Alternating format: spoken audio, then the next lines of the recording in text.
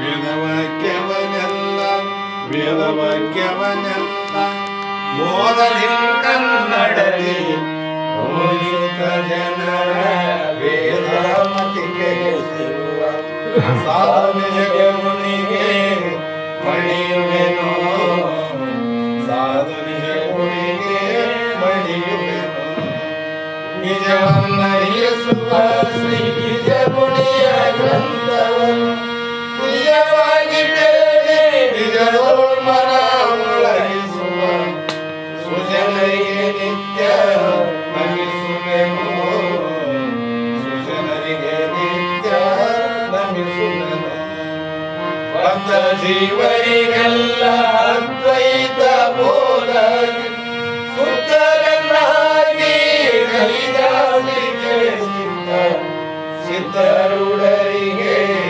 ನತನಪ್ಪೆ ಸಿದ್ಧರುಡರಿಗೆ ನತನಪ್ಪೆ ಬಹಳ ಬಲವೇದಾಂತಕ್ಕೆ ಸರಿ ಬಾಳ ಗಂಜನಿಗೆ ವಂದನಕ ಬಾಳ ಕೂಗುತ್ತಲಿರ್ಪವೇ ಶಾಂತವೆಂಬುವ ಬಾಳ ಶಕ್ತಿಯ ಶಿವಗರ್ಜನೆ ಬಾಳ ಕೇಳಿದ ಬಳಿಕ ಕೂಗವು ಬಾಳ ಕೇಳಲು ಬೇಕು ವೇದಾಂತೆಂಬ ಶಾಸ್ತ್ರವನ್ನು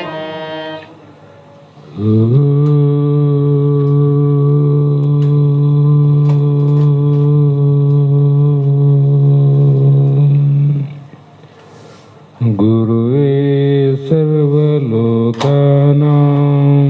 ವಿಸಜೆ ಭವರೋಗಿಣಾಂ ನಿಧಯೇ ಸರ್ವವಿದ್ಯಾನಾಂ ದಕ್ಷಿಣಮೂರ್ತಯೇ ನಮಃ ದಕ್ಷಿಣಮೂರ್ತಯೇ ನಮಃ ಸಿದ್ಧ ಸದ್ಗುರುಪಾದಾಬ್ಜಂ ಜನನೀ ಜನಕಸ್ತತ ತತ್ವೋಪದೇಶಕರ್ತಾರಂ ನತ್ವಾ ಭಕ್ತಿಪುರಸ್ವರಂ ಜಗದಾದಿ ಜಗದ್ಗುರು ಸಿದ್ಧಾರೂಢ ಮಹಾಸ್ವಾಮಿಗಳ ಶ್ರೀಪಾದ ಪದ್ಮಗಳಿಗೂ ಆರೂಢ ಜ್ಯೋತಿ ಶಿವಪುತ್ರ ಮಹಾಸ್ವಾಮಿಗಳ ಶ್ರೀಪಾದಗಳಿಗೂ ಶ್ರೋತ್ರಿಯ ಬ್ರಹ್ಮನಿಷ್ಠ ಬ್ರಹ್ಮಲೀನ ಸದ್ಗುರು ಬಸವಾನಂದರ ಚರಣ ಕಮಲಗಳಿಗೂ ಅನಂತ ದೀರ್ಘ ದಂಡ ಪ್ರಣಾಮಗಳನ್ನು ಸಮರ್ಪಿಸುತ್ತ ಸದ್ಗುರು ಸಿದ್ಧಲಿಂಗಪ್ಪ ತಾತ ಕಪಗಲ್ ಇವರನ್ನು ಮನದೋಳು ಧ್ಯಾನಿಸುತ್ತ ತಮ್ಮೆಲ್ಲರಿಗೂ ವಂದಿಸುತ್ತ ಈ ದಿನ ಶ್ರೀಮನ್ ನಿಜಗುಣ ಯೋಗಿಗಳು ರಚಿಸಿದಂಥ ಪರಮ ಅನುಭವ ಬೋಧ ಎನ್ನುವ ಗ್ರಂಥದ 4ನೆಯ ಸಂಧಿ 9ನೇ ನುಡಿ ಸೂತ್ರ ಇಂದಿನ ಆಧಾರದ ವಿಷಯವಾಗಿದ್ದು, ನಿನ್ನೆ ದಿನ ಬಹು ವಿಸ್ತಾರವಾಗಿ ಜೀವನ್ಮುಕ್ತನ ಸ್ಥಿತಿಯನ್ನು ನಮಗೂ ನಿಮಗೂ ಅನುಭವಕ್ಕೆ ಬರುವಂಗೆ ಹೇಳಿ, ಈಗ ಮುಂದಿನ 9ನೇ ಸೂತ್ರದಲ್ಲಿ ಪ್ರಾರಬ್ಧ ವಶದಿಂದ ಮಾಯಾತ್ಮ ಜೀವಂಗೆ ಶಾರೀರ ಭೋಗ ಅರಿವಿಗೆ ಇಲ್ಲ ಅಂದರು. ಇಲ್ಲಿ ಸಂಶಯ ಬಂತು. ಯಾಕಂದ್ರೆ ತುರ್ಯಾತೀತ ಅವಸ್ಥೆಯೇ ಆತ್ಮನ ಸ್ವರೂಪ ಅಂತ ನಿನ್ನೆ ಹೇಳಿದ್ರು. ಮತ್ತೆ ಈ ಹೇಳ್ತಾರ ಪ್ರಾರಬ್ಧ ವಶದಿಂದ ಅವನು ಶರೀರ ಇರೋವರೆಗೂ ಇರ್ತಾನ, ಇದ್ರೂ ಕೂಡ ಅದು ಜನ್ಮಕ್ಕೆ ಪ್ರಾರಬ್ಧ ಭೋಗದ ಅಂಕುರವಲ್ಲ, ಅಂದ್ರೆ ಬೀಜ ಅಲ್ಲ ಅಂತ. ಅವನ ಭೋಗ ಬೀಜ ಆಗೋದಿಲ್ಲ, ಉಳಿದವರು ಬೀಜ ಭೋಗ ಆಗ್ತಾವ. ಯಾಕಂದ್ರೆ ಒಬ್ಬ ಪ್ರಾಪಂಚಿಕ ವಿಷಯದಲ್ಲಿ ಸ್ತ್ರೀಪತಿಗಳ ಭೋಗ ಇದ್ರೂ ಕೂಡ ಒಬ್ಬೊಬ್ಬ ಪತಿಯ ಬೀಜ ಅನ್ನುವಂಥದ್ದು ಅಂಕುರ ಆಗೋದಿಲ್ಲ, ಅವ್ರಿಗೆ ಮಕ್ಕಳೇ ಆಗೋದಿಲ್ಲ. ಹಾಗೆ ಇಲ್ಲಿ ಕೂಡ ಜೀವನ್ಮುಕ್ತನ ಪ್ರಾರಬ್ಧ ಭೋಗಗಳು ಅದು ಹಿಂದಿನ ಜನ್ಮದಲ್ಲಿ ಮಾಡಿದ್ದು. ಈಗ ಏನಾಗ್ಯದ ಅಂದ್ರೆ ಸಂಚಿತ ಆಗಾಮಿ ಅನ್ನೋದು ಜ್ಞಾನದಿಂದ ನಷ್ಟ ಆಗ್ಯದ, ಪ್ರಾರಬ್ಧ ಒಂದು ಉಳಿದದ. ಅದು ಹೇಗಿದೆ ಅಂದ್ರೆ ನಿನ್ನೆನೆ ಹೇಳಿವಿ, ಹುರಿದ ಬೀಜದಂತೆ. ಅದಕ್ಕಷ್ಟೇ ಉತ್ತರ. ಹಾಗಾಗಿ ಪ್ರಾರಬ್ಧ ವಶದಿಂದ ಏನು ಅವನ ಕರ್ಮಗಳಾವ, ಎಲ್ಲ ಕರ್ಮದ ವ್ಯವಹಾರಗಳು ಸುಖ ದುಃಖ ಅಲ್ಲ. ಫಲ ಏನಾದ ಕರ್ಮಕ್ಕಂದ್ರೆ ಸುಖ ದುಃಖ ಮಿಶ್ರ ಅಂತ ಅದ. ಈ ಒಂದು ಭೋಗವು ಜೀವನ್ಮುಕ್ತನಿಗೆ ಆದೇನು ಅಂದ್ರೆ ಜೀವನ ಮುಕ್ತನಿಗೆ ಇಲ್ಲ. ಯಾರಿಗಾದಂದ್ರೆ ಮಾಯಾತ್ಮ ಜೀವಂಗೆ ಪುಷಿ ಜೀವ ಅಂತ ಮೊದಲೇ ಹೇಳಲ್ಲ ಪ್ರಾರಂಭದಲ್ಲಿ, ಆ ಕಲ್ಪಿತ ಪುರುಷ ಅವನಿಗಾದ ವಿನಃ ನಿರ್ವಿಕಲ್ಪ ಪುರುಷನಾದ ಆತ್ಮಜ್ಞಾನಿಗೆ ಇಲ್ಲ ನೋಡೋದು. ಯಾರಿಗಾದ ಮಿಥ್ಯಾ ಕಲ್ಪಿತ ಜೀವನಿಗೆ ಉಂಟು ವಿನಃ ಸತ್ಯವಾದ ಆತ್ಮನಿಗೆ ಉಂಟೆ ಅಂದ್ರೆ ಇಲ್ಲವೇ ಇಲ್ಲ ಅಂತ. ಹೀಗೆ ಮುಂದುವರೆದು ಮಹಾತ್ಮರು ವರ ಯೋಗಿಗೆ ಎಂತೂ ತದ್ವ್ಯವಹಾರವೆಂಬುದು ದೊರೆವದು ಪರಿಪೂರ್ಣಂಗೆ ಕರಚೋದ್ಯವನೆಗಿದು ಮುನಿಪತಿ ನೀನೇ ವಿಸ್ತಾರದಿಂದೇ ತಿಳಪು ಎನಗೆ ಅಲಸದೆ ಅಂತ ಪ್ರಶ್ನೆ ಮಾಡ್ತಾಳೆ ಮೈತ್ರಾದೇವಿ. ಯಾಕಂದ್ರೆ ಪರಿಪೂರ್ಣ ಅಂತೀರಿ ಈ ಕಡೆ, ಮತ್ತೆ ಆತ ವ್ಯವಹಾರನು ಮಾಡ್ತಾನಂತೀರಿ. ಪರಿಪೂರ್ಣ ಆದ ಮೇಲೆ ವ್ಯವಹಾರ ಮಾಡಲಿಲ್ಲ ಅಂದ್ರೆ ಆ ಒಂದು ಕರ್ಮಫಲ ಆತಗಿಲ್ಲ ಅಂತ ಒಪ್ಪಬಹುದು. ಮೂಕ ಮಾತಾಡೋದಿಲ್ಲ ಅಂದಮೇಲೆ ಅವನು ಬೈದ ಜಗಳಾಡುವಂತ ಯಾರನ್ನ ಹೇಳ್ತಾರೆ? ಒಂದು ವೇಳೆ ಮೂಕ ಬೈದ ಅದ್ರ ಸಲುವಾಗಿ ನಾವು ಜಗಳಾಡ್ತೀವಿ ಅಂದ್ರೆ ಹುಚ್ಚ ಅಂತಾರೆ. ಮಾತಾಡೋನು ಜಗಳಾಡೇವಂದ್ರೆ ಬೈದ್ನಂದ್ರು ಒಪ್ತಾರಪ್ಪ. ಅದ್ರಂಗೆ ಪರಿಪೂರ್ಣ ಯೋಗಿ ವ್ಯವಹಾರ ಮಾಡೋದಿಲ್ಲ ಅಂದ್ರೆ ಒಪ್ಪಬಹುದು, ವ್ಯವಹಾರ ಮಾಡ್ತಾ ನಿಂತೀರಿ. ಆದರೆ ಅದಕ್ಕೆ ಸಂಭವಿಸುವುದಿಲ್ಲ, ಅದಕ್ಕೆ ಸಂಬಂಧ ಇಲ್ಲ ಅಂತೀರಿ. ಅದನ್ನ ಹೇಗೆ ಅಂತ ಕೇಳಿದಕ್ಕೆ ಇಲ್ಲಿ ವರಯೋಗಿಗಂತೂ ತದ್ವ್ಯವಹಾರವೆಂಬುದು ದೊರೆಯುವುದು. ಹೇ ಮುನಿಗಳೇ, ತನ್ನ ಸ್ವರೂಪ ಸಾಕ್ಷಾತ್ಕಾರ ಮಾಡಿಕೊಂಡಂತ ಯಾಜ್ಞವಲ್ಕ ಋಷಿಗಳೇ, ಪರಿಪೂರ್ಣ ಸ್ವರೂಪನಾದವನೇ ಜೀವನ್ಮುಕ್ತ ಯೋಗೇಂದ್ರಿ. ಅಂಥ ಯೋಗಿಗೆ ಪ್ರಾರಬ್ಧ ಕರ್ಮರೂಪ ವ್ಯವಹಾರ ಹೇಗೆ ಸಂಭವಿಸುವುದು? ಯಾಕೆಂದರೆ ಅವನಲ್ಲಿ ಏನೂ ಇಲ್ಲವೆಂದು ಎಲ್ಲವನ್ನ ಅಲ್ಲಗಳೆದರೆ, ನಾನಿಲ್ಲ ನೀನಿಲ್ಲ ಏನಿಲ್ಲ ಅಂದ್ರೆ ಏನಾದ ಅಂದ್ರೆ ತಾನೇ ತಾನಾದ ಅಷ್ಟೆ. ಅಲ್ಲ, ಉತ್ತರ ಏನದ? ಏನಾದ ತಾನೇ ತಾನು, ಅದೊಂದಾದವನಲ್ಲಿ. ಹೀಗೆ ಇದ್ದು ಆ ಭೋಗಾದಿ ವ್ಯವಹಾರವನ್ನು ಹೇಳುವುದು ಅಪಚಾರವಲ್ಲವೇ? ಮತ್ತೆ ವ್ಯವಹಾರ ಮಾಡ್ತಾನಂತ ಹೇಳುವುದು ಇವಕ್ಕೇನು ನನಗನ್ನಿಸ್ತದ. ಯಾಕಂದ್ರೆ ನಿರವಯವನಾದ ಯೋಗಿಗೆ ಭೋಗ ಉಂಟು ಎಂಬುದನ್ನು ಕೇಳಿ ನನಗೆ ಬಹಳ ಆಶ್ಚರ್ಯ ಆಗ್ಯದ.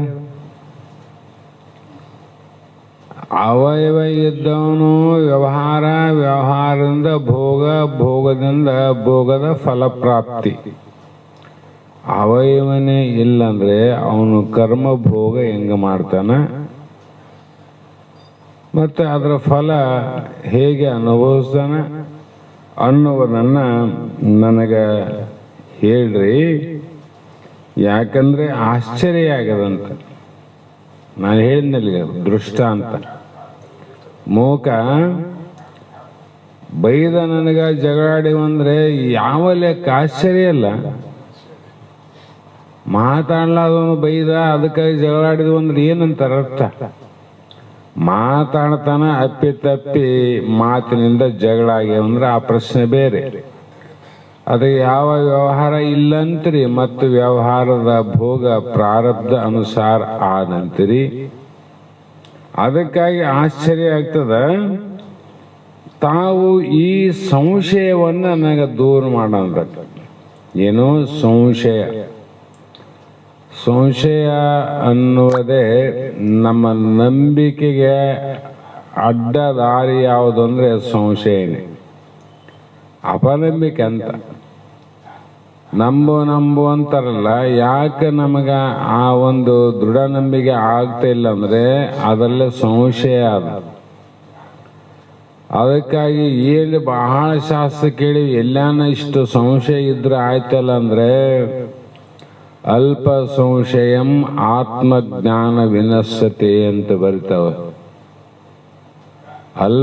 ಸ್ವಲ್ಪ ಸಂಶಯ ಇತ್ತಂದ್ರೆ ನೀನು ಇಷ್ಟು ಜನ್ಮ ಪರ್ಯಂತರ ಇಲ್ಲಿವರೆಗೂ ಏನು ಆತ್ಮಜ್ಞಾನ ಸಾಧನೆ ಆಗ್ಯದ ಅದೆಲ್ಲವನ್ನ ನಾಶ ಮಾಡುವಂತ ಶಕ್ತಿ ಅದ.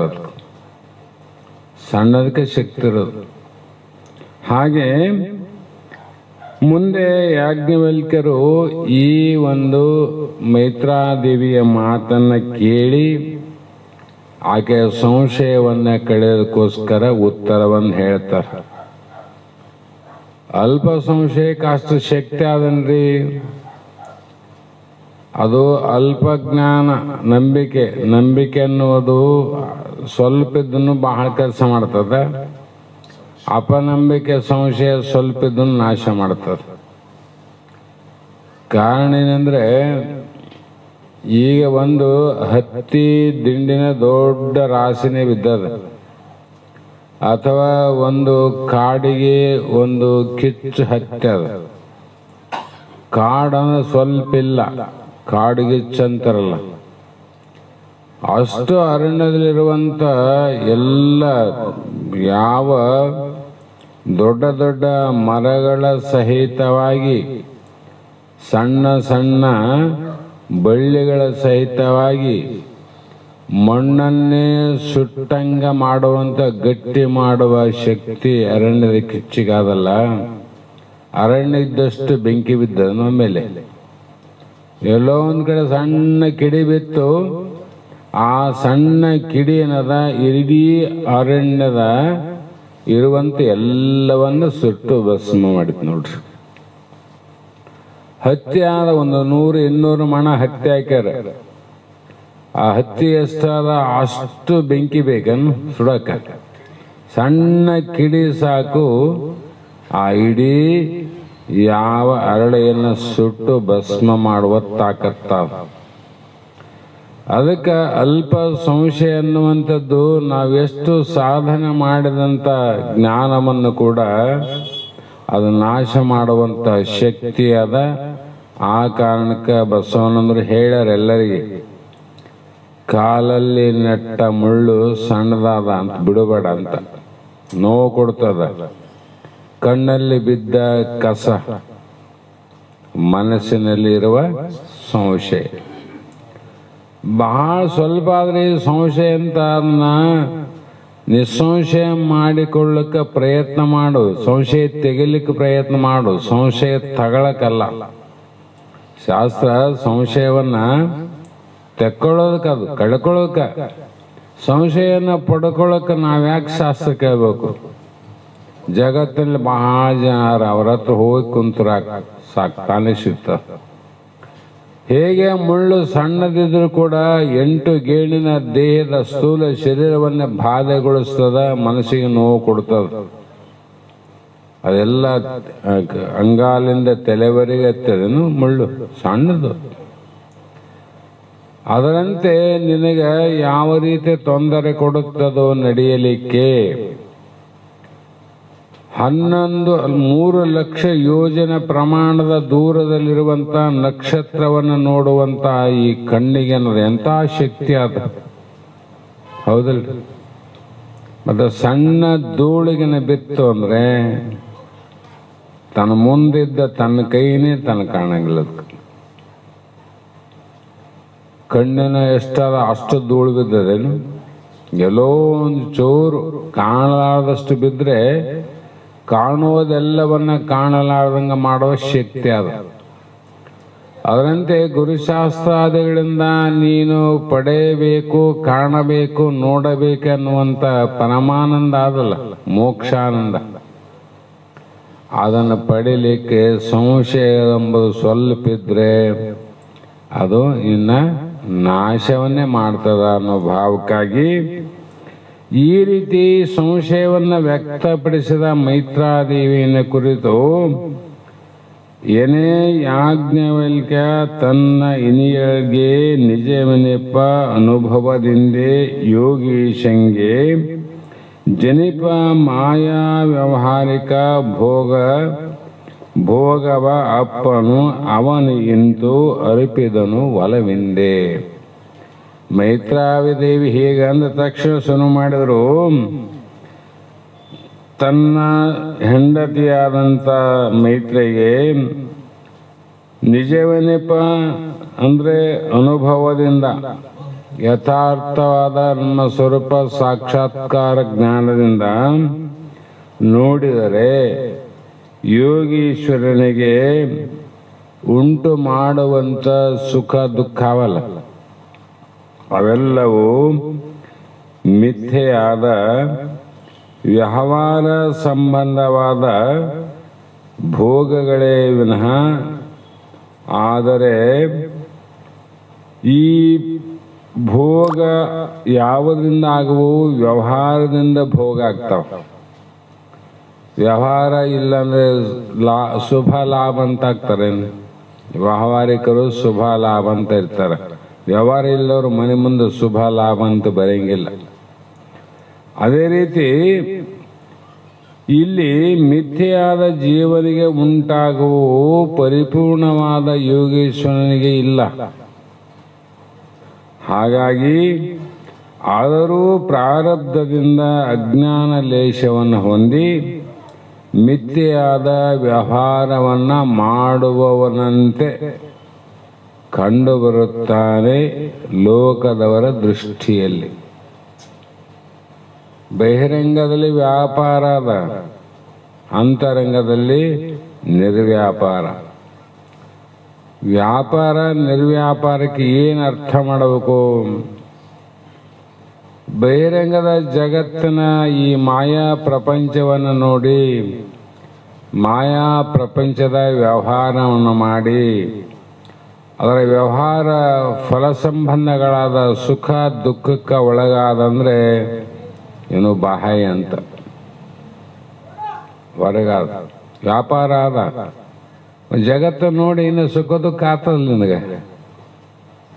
ಆದರೆ ಈ ಒಂದು ಎಡೆಯಲ್ಲೇ ತಾನಿದ್ದು ಇದೆಲ್ಲವನ್ನ ನೋಡಿ ಪ್ರಾರಬ್ಧವಶದಿಂದ ಮಾಡಿ ಅದರ ಫಲಭೋಗಗಳ ಸುಖ ದುಃಖ ಅನ್ನುವಂಥದ್ದು ಅಂತರಂಗದಲ್ಲಿ ಅವರಿಗಿರಂಗಿಲ್ಲ ಜ್ಞಾನಿಗೆ. ಹಾಗಾಗಿ ಪ್ರಾರಬ್ಧ ಭೋಗದಿಂದ ಆರೈಯಲು ಅವಿರಳಾಕಾರ ನಿರ್ಲೇಪನು ಎನಿಪ ಯೋಗಿ ಸಾರಿ ಅಜ್ಞಾನ ಗಂಧವನು ಮಿಥ್ಯ ವ್ಯವಹಾರದೋಳು ಒಂದಿ ಸಂಚರಿಪನು. ಹೇಗಂದ್ರೆ ಅವಿರಳಾಕಾರ. ವಿರಳಾಕಾರ ಅಂದರೆ ವಿಕಾರ ಆಗಲಾರದ ಪರಿಪೂರ್ಣವಾದಂಥ ಸ್ವರೂಪ ಉಳ್ಳದ್ದು. ಅದಕ್ಕೇನದ ಲೇಪನ ಆದೇನೆಂದರೆ ಅದು ನಿರ್ಲೇಪ. ಏನು ಈ ಮನೆಗೆ ಇನ್ನ ಬಣ್ಣನೇ ಹೊಡೆದಿಲ್ಲ ಅಂದ್ರೆ ಏನು? ನಿರ್ಲೇಪ ಅಂತ. ಇದನ್ನು ಯಾವ ಬಣ್ಣದ ಲೇಪ ಆಗಿಲ್ಲ ಅಂತ ಅರ್ಥ. ಹಾಗೆ ಪರಿಶುದ್ಧವಾದ ಕಮಲಪತ್ರದಂತೆ ನಿರ್ಲೇಪನಾಗಿ ಗಗನದಂತೆ ಪರಿಪೂರ್ಣನಾಗಿ ಇರುವಂಥ ಯೋಗಿ ತನ್ನ ಸ್ವರೂಪ ಜ್ಞಾನೋದಯ ಕಾಲದಲ್ಲಿಯೇ ಅಜ್ಞಾನ ಎಲ್ಲವೂ ನಿವೃತ್ತಿಯಾಗ್ಯದ. ಯಾವಾಗ? ಬೆಂಕಿ ಹತ್ತಿದಾಗನೇ ಸುಟ್ಟೋಗ್ಯಾವ. ಬೆಂಕಿ ಹತ್ತಿದಾಗ ಸುಟ್ಟೋಗ್ಯಾವಲ್ಲ. ಜ್ಞಾನ ಆದ ಕೂಡಲೇ ಅವನಿಗೇನಾಗ್ಯವ? ಸುಟ್ಟು ಹೋಗ್ಯಾವ. ಆದರೂ ಪ್ರಾರಬ್ಧ ಕರ್ಮ ಪ್ರತಿಬಂಧಕದಿಂದ ಅಜ್ಞಾನದ ಲೇಷವು ಮಾತ್ರ ಉಳಿದ. ಅಜ್ಞಾನದ ಗಂಧ ಅಂದ್ರೆ ಲೇಷ, ವಾಸನಾದ ವಸ್ತು ಇಲ್ಲ ಅಲ್ಲಿ. ವಸ್ತುವಿಗೂ ವಾಸನೆಗೂ ಬಹಳ ಗಜಗಜಾಂತರ ವ್ಯತ್ಯಾಸ ಅದ. ವಾಸನೆಯನ್ನ ಮೋಸಿ ನೋಡಕ್ ಬರ್ತದ, ವಸ್ತುವನ್ನ ಬಳಸಕ್ ಬರ್ತದ. ಹೌದಲ್ಲ? ವಸ್ತು ಬಳಸಕ್ ಬರ್ತದ. ಅದಕ್ಕೆ ಕರ್ಪೂರ ಡಬ್ಬಿ ಅಂತ ಹೇಳಿರಲ್ಲ ಎಷ್ಟೋ ಸಲ.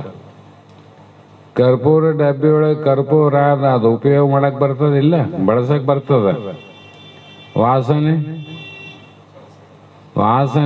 ಅದು ಸ್ವಲ್ಪ ಹೊತ್ತು ನೋಡಕ್ ಬರ್ತದ ವಾಸನೆ, ಆದ್ರೆ ಕಾರ್ಯ ಮಾಡಕ್ ಬರಂಗಿಲ್ಲ.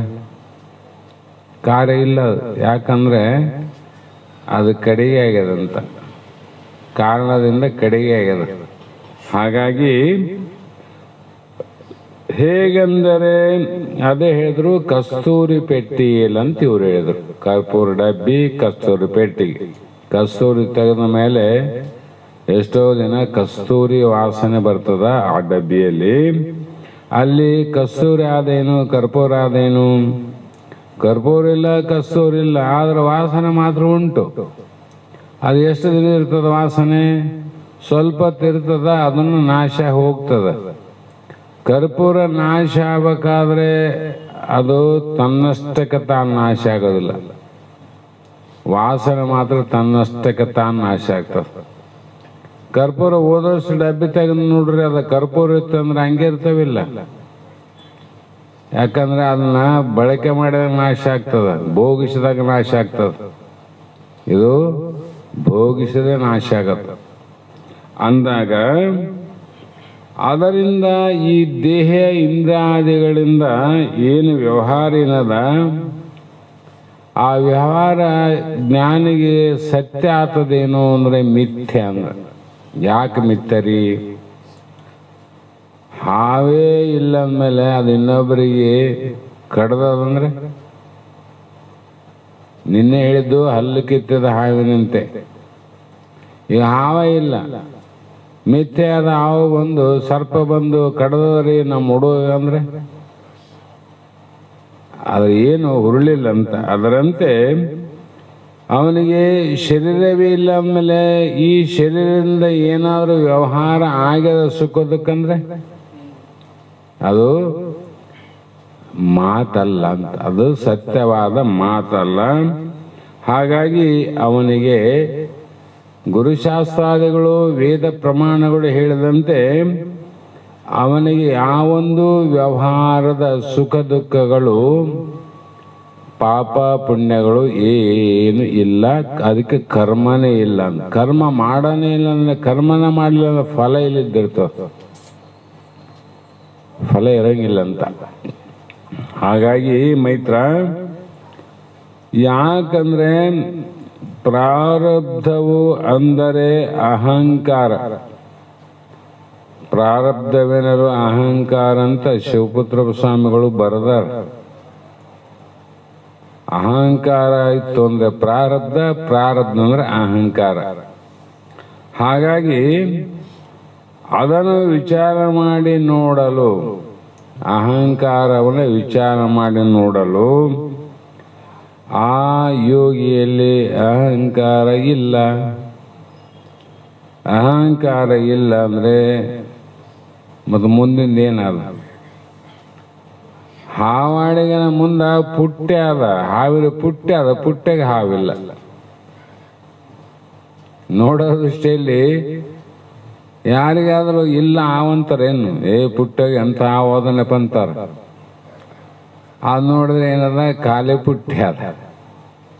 ಆ ಪುಟ್ಟೆಗೆ ಹಾವು ಬರಲಿಲ್ಲ, ಮಂದಿಗೆ ಭಯ ತೋರಿಸಲಿಲ್ಲ.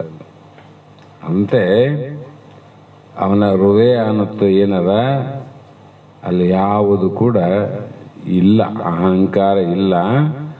ಹಾಗಾಗಿ ನಾನು ಇಲ್ಲ, ನಂದು ಇಲ್ಲ, ಮಮಕಾರ ಇಲ್ಲ, ಯಾವುದು ಇಲ್ಲದಾಗ ಪ್ರಾರಬ್ಧವೆನಲು ಅಹಂಕಾರ ಅಂತು ಅದು ಸುವಿಚಾರಿಸಿ ನೋಡಲು ಇಲ್ಲದು ಅದಾಗಿ. ಯಾವುದು ಇಲ್ಲದಾಗ್ಯದ? ಪುಟ್ಟಿ ಆದ, ಹಾವು ಇಲ್ಲದಾಗ್ಯದ. ಪುಟ್ಟಿಲ್ಲ ಅಂತ ಹೇಳಂಗಿಲ್ಲ, ಹಾವಿಲ್ಲ. ಹಾಗಾಗಿ ಆರಬ್ಧ ಭೋಗ ಆತ್ಮನಿಗಿಲ್ಲವೆಂದು ತೋರ ಹಾರದ ರೋಜ್ ತೋರ ಆರ ದುರೋಜದಿಂದ ಎಸವಳೆ ಅಂತ ಇಲ್ಲಿ ಒಂದು ಮಾತು ಹೇಳ್ತಾರೆ. ಹೇಗೆ ಅಂದರೆ, ಉರೋಜದಿಂದ ಅಂದರೆ ಎಲ್ಲರಿಗೂ ಕಾರಣವಂತ ದೊಡ್ಡ ಕುಚಗಳಿಂದ ಕೂಡಿದಂಥ ಮೈತ್ರಿ ಅಂತ. ತೋರಹಾರದ ಅಂದರೆ ಅದು ಬಹಳ ಮುತ್ತಿನ ಆಕಾರದಲ್ಲಿ ಆಕರ್ಷಣೆಯಿಂದ ಕೂಡಿದಂಥ ಕುಚಗಳಂತ. ಕೇಳೋ ಮೈತ್ರ, ಪೂರ್ವ ಜನ್ಮದಲ್ಲಿ ತಾನು ಮಾಡಿದ್ದು ಕರ್ಮ, ಹೌದಿಲ್ಲ? ಅದಕ್ಕೇನಂತೀವಿ ನಾವು? ಪ್ರಾರಬ್ಧ. ಅದು ಈ ಜನ್ಮದಲ್ಲಿ ಭೋಗವನ್ನುಂಟು ಮಾಡುವುದಕ್ಕೆ ಉದ್ಯುಕ್ತ ಆಗ್ತದೆ. ಅದು ಮಾಡದೆ ಈ ಜನ್ಮದಾಗ ಭೋಗ ಕೊಟ್ಟೆ ಹೋಗ್ತದ. ಅದಕ್ಕೆ ಪ್ರಾರಬ್ಧ ಅಂತ ಹೆಸರು ಬಂತು ಅಂತೀವಲ್ಲ. ಪ್ರಾರಬ್ಧ, ದೈವ, ಹಣೆ ಬರ. ಏನು ಮಾಡಿದ್ರಿ? ನಮ್ಮ ದೈವ ಹಿಂಗಾದ, ನಮ್ಮ ಪ್ರಾರಬ್ಧ ಹಿಂಗಾದ ಅಂತ ಹೇಳ್ತೀವಿ. ಆದರೆ ಆ ಕರ್ಮವು ತನ್ನ ಭೋಗವನ್ನು ಕೊಡಬೇಕಾಗಿತ್ತು ಅಂದರೆ ಅದರಲ್ಲಿ ಅಹಂ ವೃತ್ತಿ ಎನ್ನುವಂಥ ಅಹಂಕಾರದ ಹಲ್ಲಿತ್ತಂದ್ರೆ ಅದು ಕೊಯ್ತ. ಹಲ್ಲಿಲ್ಲ, ಹಲ್ಲು ಕಿತ್ತದ ಹಾವಿನಂತ.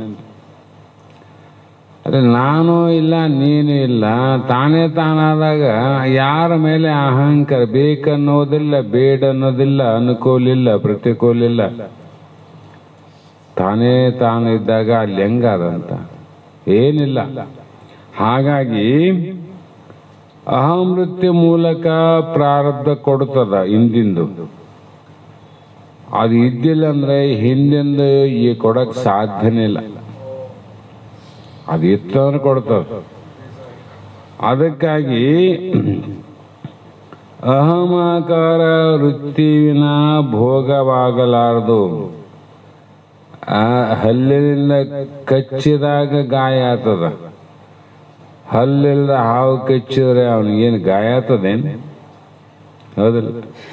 ಅಂದ್ರೆ ಅದ್ರಾಗ ವಿಷಯ ಆರ್ತದಂತ. ಹಲ್ಲ ಅಂದ್ರೆ ವಿಷಯ ಆದಂತ. ಅದರಂತೆ ಇವನಿಗೂ ಕೂಡ ಈ ವಿಷಯಗಳೆಂಬ ವಿಷಯ ಅನ್ನುವಂಥದ್ದು ಕಿತ್ತು ಹಾಕ್ಯಾನ. ಕಿತ್ತು ಹಾಕಿನಿಲ್ಲ. ವಿಷಯ ಅಂದ್ರೆ ಎಲ್ಲ ದೇಹದಿಂದ ಪ್ರಾರಂಭ. ಎಲ್ಲವನ್ನ ಕಿತ್ತಿ ಹಾಕಿದ ಮೇಲೆ ನಾನು ನನ್ನದು ಅನ್ನೋದಿಲ್ಲೇ ಇಲ್ಲ. ಇದು ಬೇಕು ಬೇಡ ಅನ್ನುವುದಿಲ್ಲೇ ಇಲ್ಲ. ಬೇಕು ಅಂದಾಗ ರಾಗ ಆಗ್ತದ, ಬೇಡ ಅಂದಾಗ ದ್ವೇಷ ಆಗ್ತದ. ಈ ಬೇಕು ಬೇಡ ಎನ್ನುವ ಎರಡು ಅಹಂಕಾರ ಮಮಕಾರ ಅನ್ನುವಂಥದ್ದೇ ಯಾವ ಜೀವನಿಗೆ, ಮಿಥ್ಯಾ ಜೀವನಿಗೆ ಇವು ವಿಷದ ಹಲ್ಲುಗಳು, ಜೀವನ ಹಲ್ಲುಗಳು. ಅವು ಎರಡು ಹಲ್ಲುಗಳಿಂದ ಕಚ್ಚಿಸಿಕೊಂಡ ಹೆಣಗಳ ರಾಶಿಯನ್ನೇ ಕಂಡೆಂತ ಬರೆದಾರ ಅವರು. ಜಗತ್ತಿನಲ್ಲಿ ಎಲ್ಲರ ಅವೆರಡೇ ಹಲ್ಲುಗಳಿಗೆ ತುತ್ತಾಗ್ಯಾವ ನೋಡ್ರಿ. ಹಾಗಾಗಿ ಅದು ಇಲ್ಲವಾಗಿರುವುದು ವಿಚಾರ ಮಾಡಿ ನೋಡಿದರೆ ಆ ಕಾರಣ ಈ ಭೋಗವು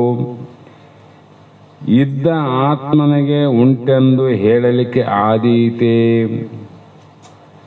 ಆತ್ಮನಿಗೆ ಹೇಳಕ್ಕಾದತ್ತೇನೋ ಅಂದರೆ ಇಲ್ಲದಂಥ ಅಹಂಕಾರಕ್ಕೆ ಹೇಳಬಹುದು ನಾವು. ಅದು ಇಲ್ಲದಕ್ಕೆ ಹೇಳಬಹುದು, ಅದೇನದನ್ನು ತಿಳಿದ ಮೇಲೆ. ಹಾಗಾಗಿ ಮತ್ತೆ ಇವನಿಗೇನಾದ ಜ್ಞಾನಿಗೆ ಜೀವನ್ಮುಕ್ತನಿಗೆ ಏನಿಲ್ಲ ಅಂದ್ರಲ್ಲ. ಹಾಗಾಗಿ ಅವನ ಪ್ರಾರಬ್ಧ ಭೋಗ ಹೇಗಿರ್ತಾವಂದ್ರೆ 2 ದಿನದಿಂದ ಹೇಳೀವಿ, ಎಲ್ಲ ಹೇಳ್ಬೇಕಾಗದೆ ಹೇಳೀವಿ. ಅವನು ಎಲ್ಲೇ ಹೋದರೂ ಕೂಡ ತನ್ನ ಆಕಾರದಲ್ಲೇ ತಾವಿರ್ತಾರೆ. ವಿನ ಉಪಾಧಿಗಳ ದೃಷ್ಟಿಯಿಂದ ಆಕಾರದ ಆರೋಪ ಮುಕ್ತರ ಮೇಲೆ ಆಗ್ತದೆ. ಜಗತ್ತು ಆರೋಪ ಆಗ್ತದೆ, ಜಗತ್ತಿನ ಉಪಾಧಿ. ಅಲ್ಲಿ ನೋಡಪ್ಪ ಜಾತ್ರೆ ನೋಡಕ್ಕೆ ಹೋಗ್ಯಾರ ಗುರುಗಳು, ಅಥವಾ ಇನ್ನು ಹೋಟ್ಲಾಗ ನಾಶ ಮಾಡಕ್ಕೆ ಹೋಗ್ಯಾರ, ಮತ್ತು ಅಲ್ಲಿ ಹೋದ್ರು ಇಲ್ಲಿ ಹೋದ್ರು ಅಂತ ಆಗ್ತಾವಲ್ಲ. ಇವು ಯಾಕಾಗ್ತಾವಂದ್ರೆ ಆರೋಪ. ಆದ್ರೆ ಅವರ ದೃಷ್ಟಿ ಜಾತ್ರೆಯಲ್ಲಿ ಇದ್ರೂ ಕೂಡ ಅವರ ಆತ್ಮನಲ್ಲೇ ರಮಿಸಿರ್ತಾರೆ, ಯಾತ್ರೆಯಲ್ಲಿದ್ದರೂ ಕೂಡ ಆತ್ಮನಲ್ಲೇ ರಮಿಸಿರ್ತಾರೆ, ಕ್ಷೇತ್ರದಲ್ಲಿದ್ದರೂ ಆತ್ಮನಲ್ಲೇ ರಮಿಸಿರ್ತಾರೆ, ಮನೆಯಲ್ಲಿರಲಿ ಮಠದಲ್ಲಿ ತಮ್ಮ ಸ್ವರೂಪದಲ್ಲಿ ತಾವಿರ್ತಾರೆ. ನೋಡೋರು ಕಾಣ್ತದ ಅವರ ಸ್ವರೂಪ. ಹಾಗಿದ್ದಾಗ ಅಲ್ಲಿ ನೋಡಿದ ಏನನ್ನ ಕಂಡ್ರಲ್ಲ, ಅವ್ರು ಯಾಕಂದ್ರೆ ನೋಡೋಕೆ ಆಗೋದಿಲ್ಲ ಅಂದ್ರೆ ಏನು ನೋಡ್ಬೇಕಂತವ್ರು. ಏನನ್ನ ನೋಡೋದಕ್ಕಾಗಿ ಈ ಜಗತ್ತಿಗೆ ಜನ್ಮವನ್ನು ತಾಳಿ ಬಂಧನದಿಂದ ಎಷ್ಟೋ ಜನ್ಮವನ್ನು ಸಾಗಿಸಿ ಬೇಸತ್ತು ಈ ಜನ್ಮದಲ್ಲಿ ಏನು ಕಾಣಲಿಕ್ಕೆ ಪಡಲಿಕ್ಕೆ ಬಂದಿದ್ರು ಅದನ್ನು ಕಂಡು ಪಡೆದಂತೆ ಯೋಗಿ ಮತ್ತೇನು ನೋಡಕ್ ಹೋಗ್ತಾನೆ? ಅಷ್ಟೇ ಪ್ರಾರಬ್ಧ ಭೋಗ ಅಂತ ಅಷ್ಟೇ ಹೇಳ್ಬಿಟ್ರು. ಹಾಗಾಗಿ ಅದು ಪ್ರಾರಬ್ಧದಲ್ಲಿ ಸಂಚಿತ ಅನ್ನೋದು ಸುಟ್ಟೋಗ್ಯದಲ್ಲ. ಈಗ ಹಿಂದಿಂದು ಸರ್ವ ಕರ್ಮಾಣಿ ಭಸ್ಮಾತ್ ಕುರುತೆ ಅರ್ಜುನ ಅಂದ್ರೆ ಜ್ಞಾನಿಗಳು ಬರೆದಾರ. ಜ್ಞಾನಾಗ್ನಿಯಿಂದ ಸಂಚಿತ ಆಗಾಮಿ ಅನ್ನುವಂಥ ಕರ್ಮ ಸುಟ್ಟೋಗ್ಯವ, ನಶಿಸೋಗ್ಯವೇನಿಲ್ಲ ಅಲ್ಲಿ. ಆದರೆ ಪ್ರಾರಬ್ಧ ಅನ್ನುವಂಥದ್ದು ಉಳಿದ. ಆದರೆ ಪ್ರಾರಬ್ಧ ಉಳಿದ್ರು ಕೂಡ ಜ್ಞಾನಿಗಳಿಗೆ ಹೇಗೆ ಅಂದರೆ ಧೈರ್ಯವಾಗಿ ಅದನ್ನು ಉಪಭೋಗಿಸಿ ಅದನ್ನು ಮುಗಿಸ್ತಾರ ಅಂತ ಬರ್ದ ನೋಡ್ರಿ. ಮುಗಿಸ್ತಾ ಉಂಡೇ ತೀರಿಸ್ಬೇಕಂದ್ರೆ ಅವರು ಇವೆರಡು ಕಳ್ಕಕ್ಕೆ ಬರ್ತದ. ಇದು ಭೋಗಿಸಿಯೇ ತೀರಿಸಬೇಕು. ಇಲ್ಲಂದ್ರೆ ಈ ಭೋಗ ತೀರ್ಸಕ್ಕೆ ಯಾಕೆ ಬೇಕಿತ್ತು ಅಂದ್ರೆ ಪ್ರಾರಬ್ಧವನ್ನ ಹೇಳುವಾಗ ಇಚ್ಛಾ, ಪರೇಚ್ಛಾ, ಅನೇಚ್ಛಾ, ಶಿವೇಚ್ಛಾ ಅಂತ 4 ರೀತಿಯಲ್ಲಿ ಪ್ರಾರಬ್ಧದ 3 ಭಾಗ, ಪ್ರಾರಬ್ಧದಲ್ಲಿ ಮತ್ತೆ 3 ಭಾಗ, ಇಚ್ಛೆಯಲ್ಲಿ 3 ಭಾಗ, ಪರೀಕ್ಷೆಯಲ್ಲಿ 3 ಭಾಗ, ಶಿವೇಚ್ಛೆಯಲ್ಲಿ 3 ಭಾಗವನ್ನು ಮಾಡಿ ಒಟ್ಟು 12 ರೀತಿಯ ಪ್ರಾರಬ್ಧವನ್ನು ಬರೆದಾರ. ಯಾರು ಅಂದ್ರೆ ಅಜ್ಞಾನಿವಲ್ಲ, ಜ್ಞಾನಿವು. ಲಕ್ಷ ಇಟ್ಗಾರಿ ಜ್ಞಾನಿ ಪ್ರಾರಬ್ಧ ಹೇಳಿದ 12 ರೀತಿ ಅಂತ ಬರೆದಾರ. ನಾವು ಒಂದೇ ಜ್ಞಾನದಲ್ಲಿ ಎಲ್ಲರೂ ಒಂದೇ ರೀತಿ ಇರ್ಬೇಕಂತೀವಿ ನಾವು. ಸಿದ್ಧಾರೂಢರು ಇದ್ದಂಗೆ ಎಲ್ಲರೂ ಇರ್ಬೇಕಂದ್ರೆ ಸಾಧ್ಯ ಆಗ್ತದೆ? ಮತ್ತೆ ಗದಗಿನ ಶಿವಾನಂದ ಶಿವಯುಗಳು ಅವರು ಸಮರ್ಥರು, ಅವ್ರ ಹೆಂಗಾಗ್ತದೆ? ಎಲ್ಲರೂ ಬಸವಾನಂದರು ಇರ್ಬೇಕು, ಅದ್ರಂಗಾಗ್ತದೆ? ಎಲ್ಲರೂ ಸಿದ್ಲಿಂಗ ತಾತಿದ್ದಂಗೆ ಇರ್ಬೇಕಂದ್ರೆ ಅದ್ರಂಗಾಗ್ತದೆ? ಕೃಷ್ಣ ಹೋಗಿ ಸುಖಸ್ಥ್ಯಾಗಿ ಅಂತ ಅಲ್ಲಿ ಹೊಡೆದಾಕ್ಯಾರ ಭಗವದ್ಗೀತೆಯಲ್ಲಿ. ಹಾಗಾಗಿ ಯಾವ ಬ್ರಹ್ಮ ಚತುರ್ಮುಖ ಬ್ರಹ್ಮನೇ ಪ್ರಾರಬ್ಧ ವಶದಿಂದ ಚತುರ್ಮುಖ ಬ್ರಹ್ಮೇನ್ರಿ ತನ್ನ ತಲೆ ಒಯ್ತಲ್ಲ, ಮತ್ತೆ ಅವನು ಬ್ರಹ್ಮ ಸೃಷ್ಟಿಯನ್ನು ಮಾಡುವಂತ ಬ್ರಹ್ಮನೇ ತನ್ನ ತಲೆಯನ್ನು ತೆಕ್ಕೊಳ್ಬೇಕಾಯ್ತಂದ್ರೆ ಪ್ರಾರಬ್ಧ ಅಂತಿರೋ ಪ್ರಯತ್ನ ಅಂತಿರೋ ಪ್ರಾರಬ್ಧ. ಇದರ ಮೇಲೆ ಎಷ್ಟೋ ಜನ ಪ್ರಾರಬ್ಧವನ್ನು ಶಾಸ್ತ್ರಗಳಲ್ಲಿ ಬರ್ಕಂತ ಬಂದಾರ. ಅಗಸ್ತ್ಯ ಮಹರ್ಷಿಗಳದು ಬರೆದಾರ, ವಶಿಷ್ಠರದು ಬರೆದಾರ, ಮತ್ತೆ ಮಾಂಡವ್ಯ ಋಷಿಗಳದು ಬರೆದಾರ. ಇದರಾಗ ಇಚ್ಛಾ ಪ್ರಾರಬ್ಧ ಯಾರ್ದು, ಅನಿಚ್ಛಾ ಪ್ರಾರಬ್ಧ ಯಾರ್ದು, ಪರೀಕ್ಷಾ ಪ್ರಾರಬ್ಧ ಯಾರ್ದು ಅಂತ ಎಲ್ಲವನ್ನ ಹೇಳ್ತಾ ಹೇಳ್ತಾ ಬಂದ್ರಲ್ಲ. ಹಾಗಾಗಿ ಅದು ಪ್ರಾರಬ್ಧ ನಿರ್ಲೋಪಯೋಗಿ ಆಯ್ತಲ್ಲ. ಇದು ಮುಂದೆ 4ನೇ ಸೂತ್ರದಲ್ಲಿ 5ನೇ ಸೂತ್ರ ನುಡಿ, ಇಲ್ಲದ ತ್ರೀ ಜಗದಳು ಉಳ್ಳ ಆತ್ಮ ವ್ಯವಹಾರುತಿ ಉಳ್ಳಂತೆ ತೋರ್ಪದು ಖುಷಿಯಾಗಿ ಉಳ್ಳ ಘಟಾದಿಗಳಲ್ಲಿ ಮೃತ್ತಿಕೆ ನೋಡಲು ಉಳ್ಳಂತೆ ವರ್ತಿಸೈತೆ ಪಾಂಗು ಅಂತ ಅದರಂತೆ ಅಂತ ಕೊಡ ದೃಷ್ಟಾಂತ. ಇಲ್ಲದ ಲೋಕಗಳಲ್ಲಿ ಅಂದ್ರು ಈ ತ್ರಿಜಗತ್ತು ಅಂದ್ರೆ ಯಾವ 3 ಲೋಕಗಳು ಕೂಡ ಏನಾದ್ರಿ ಅಂದ್ರೆ ಏನಿಲ್ಲ. ಇಲ್ಲದ ಮಣ್ಣಿನಲ್ಲಿ ಇಲ್ಲದ ಕೊಡಗಳು, ಕೊಡದಲ್ಲಿ ಮಣ್ಣಿಲ್ಲ ಅಂತಲ್ಲ, ಮಣ್ಣಿನಲ್ಲಿ ಕೊಡ ಇಲ್ಲ. ಮತ್ತೆ ಅಂಥ ಇಲ್ಲದ ಇದ್ದ ಮೃತ್ತಿಕೆಯು ಇದ್ದಂತೆ ಹೇಗೆ ತೋರುವುದು? ಅಲ್ಲಿ ಏನು ತೋರ್ತದೆ? ಈಗ ಇದ್ದಂಥದ್ದು ಯಾವುದು? ಮೃತ್ತಿಕೆ ಅಂದ್ರೆ ಮಣ್ಣು. ಈಗೇನು ತೋರಂಗಿಲ್ಲ, ಕೊಡ ತೋರಂಗಿಲ್ಲ. ಯಾಕೆ ತೋರಂದ್ರೆ ಮಣ್ಣಿದ್ದಂಗೆ ಅದು ಇಲ್ಲಲ್ಲ, ತೋರ್ತಿತ್ತು. ಮಣ್ಣಿದ್ದಂಗೆ ಅದು ಎಲ್ಲೇನೋ ಒಂದು ಕಡೆ ಇದ್ರೆ ಅದನ್ನು ತೋರ್ತಿತ್ತು. ಎಲ್ಲೆಲ್ಲೇ ನೋಡು, ಹೆಂಗನ ನೋಡು, ಒಳಗನು ಮಣ್ಣಾದ, ಹೊರಗು ಮಣ್ಣಾದ, ಮೊದಲು ಮಣ್ಣಾದ, ಈಗೂ ಮಣ್ಣಾದ, ನಾಳೆ ಹೊಡೆದಾಗನು ಮಣ್ಣಾದ ಅಂತ. ಆ ಮಣ್ಣಿನಲ್ಲಿ ಬ್ಯಾರೆ ಏನು ತೋರ್ತದ? ಹಾಗಾಗಿ ಇಲ್ಲದ ಜ್ಞಾತೃ ಜ್ಞಾನ ಜ್ಞೇಯರೂಪ 3 ಲೋಕಗಳಲ್ಲಿ ಜ್ಞಾತೃ ಜ್ಞಾನ ಜ್ಞೇಯ ಅಂತ ಹೇಳಿಲ್ಲ. ಮೊದಲು ವಸ್ತು ಅರಿಸುವುದು, ಅರಿಸಿಕೊಳ್ಳುವುದು, 2 ಮಧ್ಯದಲ್ಲಿ ಸಾಧನವಾದದ್ದು. ಇವೆಲ್ಲ ಮನಸ್ಸು, ಇಂದ್ರಿಯ ಮತ್ತು ವಿಷಯ ಅಂತ. ಮನಸ್ಸು, ಇಂದ್ರಿಯ ಮತ್ತು ವಿಷಯ ಇವಕ್ಕೆ ತ್ರಿಪುಟಿ ಅಂತಾರ. ಇವು 3 ಕೂಡಿದಾಗ ಲೋಕದಲ್ಲಿ ಒಂದು ಕಾರ್ಯ ಆಗ್ತದೆ. ಒಂದು ವಸ್ತುವಿನ ಹೋಗಿ ಮುಟ್ಟಬೇಕಾಗಿದ್ರೆ ಅಜ್ಞಾನ ಕಾಲದಲ್ಲಿ ಕೂಡ 3 ಬೇಕು. ಮನಸ್ಸು ಬೇಕು. ಈಗ ಯಾವ್ದಾರ ಒಂದು ಚಲೋ ವಸ್ತುವನ್ನ ನೋಡಿದೆ ನಾನು, ಅದು ಬೇಕು ಅಂತ ಅನ್ನಬೇಕಾಗಿದ್ರೆ ಅದು ನೋಡಿದ ಮನಸ್ಸು, ಕಣ್ಣು, ಮನಸ್ಸು ಮತ್ತು ಕಾಲು. ಅಲ್ಲಿ ಹೋಗ್ಬೇಕಲ್ಲ. ಕಾಲು ಹೋದ ಬರೀ ಕಣ್ಣು ಹೋಗ್ತದೆ ಏನು ವಸ್ತುವಿನಲ್ಲಿ? ಅಲ್ಲಿ ಹೋಗ್ಲಿಕ್ಕೆ ಕಾಲು ಬೇಕು. ಇವು 3 ಕೂಡಿದಾಗ ಆ ವಸ್ತು ಪ್ರಾಪ್ತ ಆಗ್ತದೆ. ಆಗ್ಬೋದು, ಬಿಡಬಹುದು, ಆ ಪ್ರಶ್ನೆ ಬೇರೆ. ಹಾಗೆ 3 ಲೋಕಗಳಲ್ಲಿ ಇದ್ದಂತ ಆತ್ಮನ ವ್ಯವಹಾರವು ಇದ್ದಂತೆ ವರ್ತಿಸುತ್ತದೆ. ಇಲ್ಲದರಲ್ಲಿ ಇದ್ದದ್ದು ಇದ್ದಂತೆ ವರ್ತಿಸಬಾರದು ಎಂಬ ನೇವಿಲ್ಲ. ಅಲ್ಲಿ ವ್ಯವಹಾರ ಏನು ಮಾಡಕತ್ತದ? ಇಲ್ಲದ್ದು ವ್ಯವಹಾರ ಮಾಡಕತ್ತದ ನೋಡು. ಮಣ್ಣಿನಿಂದ ವ್ಯವಹಾರ ನಡೆದಲ್ಲ, ಕೊಡದಿಂದ ವ್ಯವಹಾರ ನಡೆದ. ಕೊಡ ಅದೇನು ಇಲ್ಲೂ ವ್ಯವಹಾರ ಮಾಡಂಗೆ ಕಾಣ್ತದ. ಇದ್ದಂಥ ಆತ್ಮನಲ್ಲಿ ಇಲ್ಲದಂಥ ಅಹಂಕಾರ ವ್ಯವಹಾರ ಮಾಡ್ತದ ನೋಡು. ಅದಾದೇನು ಯೋಗಿಯಲ್ಲಿ? ಜ್ಞಾನಿಲ್ಲ ಅದೇನು ಇಲ್ಲ. ಅದರಿಂದ ಪ್ರಾರಬ್ಧವು ಅಂದರೆ ಅಹಂಕಾರ.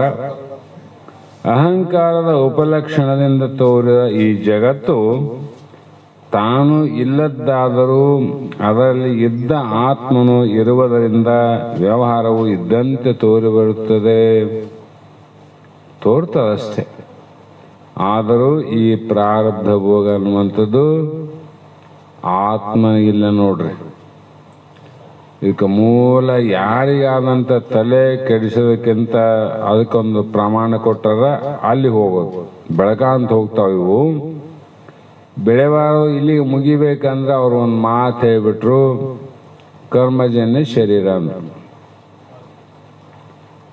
ಯಾವುದು ಕರ್ಮ ಮಾಡಿ ಬಂದದ ಜಗತ್ತಿಗೆ ಅಂದ್ರೆ ದೇಹ ಕರ್ಮ ಮಾಡಿ ಬಂದದ.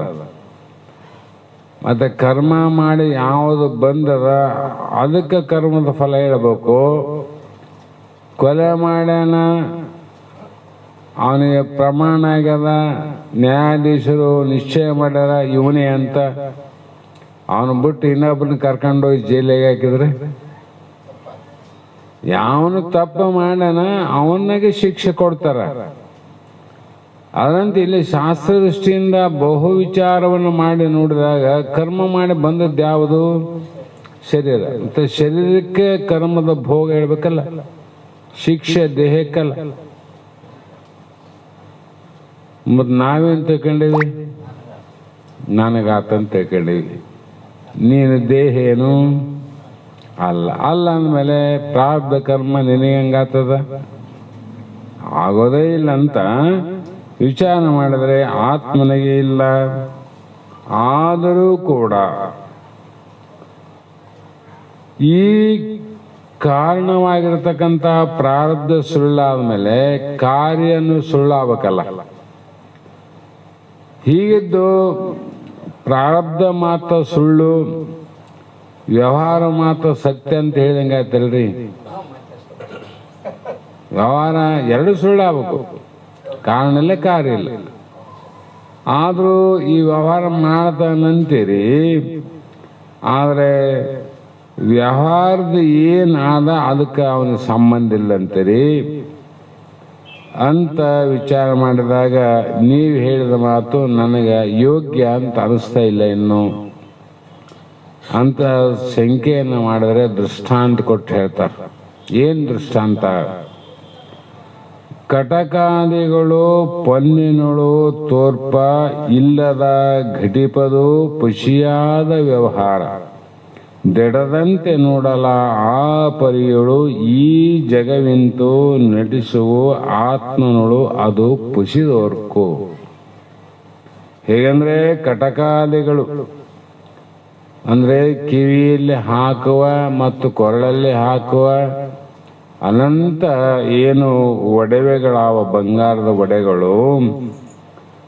ಪೊನ್ನಿನಳು ಅಂದ್ರೆ ಪೊನ್ನು ಅಂದ್ರೆ ಬಂಗಾರ ಅಂದ್ರೆ ಇನ್ನೊಂದು ಮಿಸುನೀನ ಏನಂತಾರ, ಅದಕ್ಕೆ ಮೂರು ಶಬ್ದ ಅಂದ್ರೂ ಅರ್ಥ ಒಂದೇ.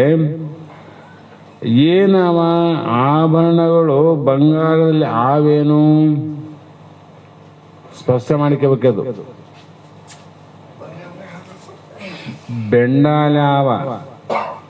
ಬೆಂಡಾಲಾವ ಕಿವಿಗೆ ಹಾಕ್ತೀವಿ, ಕೊಳ್ಳೆ ಸರ ಹಾಕ್ತೀವಿ, ಕೈಲಿ ಬಳೆ ಹಾಕ್ತಾರ, ಟೊಂಕದಲ್ಲಿ ಡಾಬ್ ಹಾಕ್ತಾರ, ಇನ್ನೂ ಅನಂತ ಕೊರಳಲ್ಲಿ ನಕ್ಲೇಸು ಮಸ್ತ್ ಬಂದವ ಈಗ. ಅವೆಲ್ಲ ಎಲ್ಲಿ ಅವ?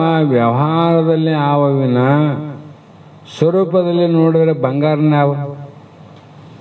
ಬೆಂಡೆಲ್ಲ ಬಂಗಾರ ಅದಿಲ್ಲ, ಬೆಂಡೆಲ್ಲ ನನ್ನಲ್ಲಿ ಎಲ್ಲೇನ ಮುಟ್ಟು ನೋಡು ಬಂಗಾರ.